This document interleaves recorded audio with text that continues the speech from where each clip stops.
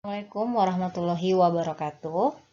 Hari ini kita akan belajar bahasa Indonesia. Tema 1, selamatkan makhluk hidup.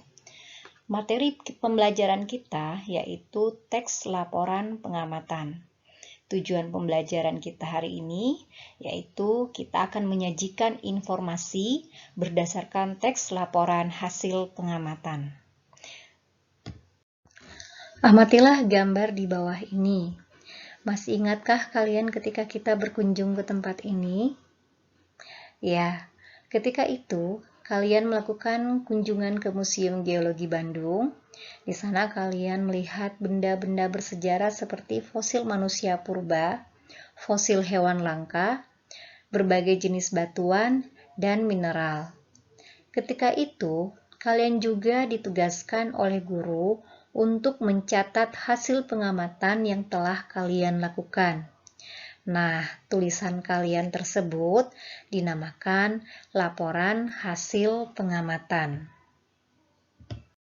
Nah, untuk menambah wawasan kalian tentang teks laporan hasil pengamatan, mari kita menyajikan atau menjelaskan informasi dalam teks laporan hasil pengamatan yang dibaca dan didengar. Anak-anak bisa sambil buka bukunya, buku paket bahasa Indonesia halaman 3, sambil disimak ya. Nah, saat mengamati keadaan di suatu tempat dengan seksama atau sungguh-sungguh, kalian bisa mendapat berbagai informasi. Misalnya, objek yang ada di sekitar kalian, kemudian kegiatan yang ada di sekitar, dan suasana di sekitar kalian. Semua informasi yang didapat dari pengamatan tersebut dapat dibuat menjadi sebuah teks laporan hasil pengamatan. Nah, apa itu teks laporan hasil pengamatan?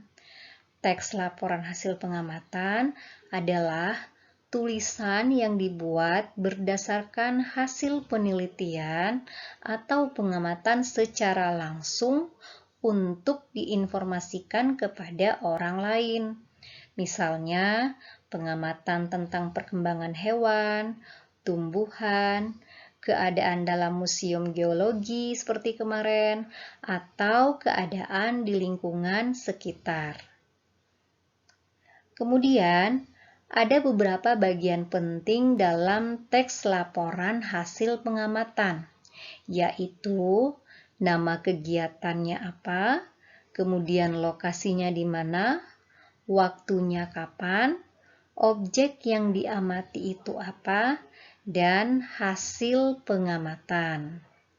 Nah, untuk menyajikan informasi dalam teks laporan hasil pengamatan, kita harus mengetahui informasi-informasi yang ada dalam teks laporan hasil pengamatan tersebut, yaitu dengan cara membaca atau mendengarkan isi teks tersebut, lalu kemudian menemukan ide pokok atau masalah pokok yang dibahas dalam teks laporan hasil pengamatan tersebut. Nah, pada umumnya, dalam satu paragraf terdapat satu ide pokok. Masih ingatkah kalian cara menemukan ide pokok?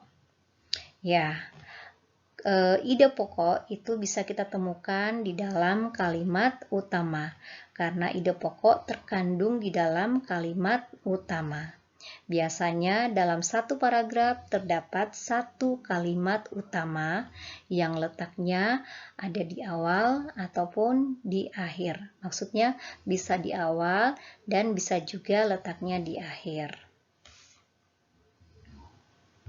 Selanjutnya, tugas anak-anak silahkan membaca laporan hasil pengamatan yang terdapat pada halaman 4.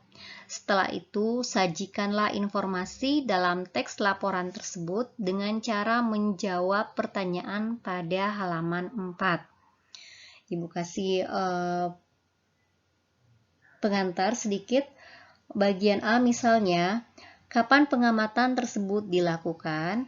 Kalau menanyakan kapan berarti berhubungan dengan waktu waktu. Kalian bisa lihat pada laporan hasil pengamatan, waktu pengamatannya itu hari apa, tanggal berapa, tahun berapa.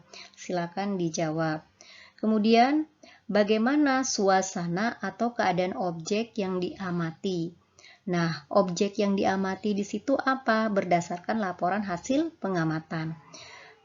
Kemudian, setelah kalian mengetahui objek yang diamati, di situ bagaimana keadaannya? Nah, Ibu kasih contoh saja, objek yang diamati adalah hewan di kebun binatang Ragunan. Nah, bagaimana keadaannya? Silahkan dijawab. Kemudian bagian C, informasi apa yang terdapat dalam paragraf pertama laporan tersebut? Nah, tadi ingat kan kalau mencari informasi pada sebuah paragraf, kalian menemukan dulu ide pokoknya yang terkandung di dalam kalimat utama. Bagian D juga sama, informasi apa yang terdapat dalam paragraf kedua laporan tersebut.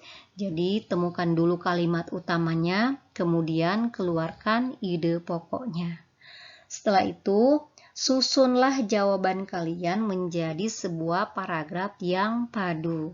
Jadi, paragrafnya tidak usah panjang-panjang, berdasarkan jawaban kalian saja disusun menjadi kalimat yang padu dan menjadi sebuah paragraf yang padu. Oke, terima kasih. Selamat bekerja.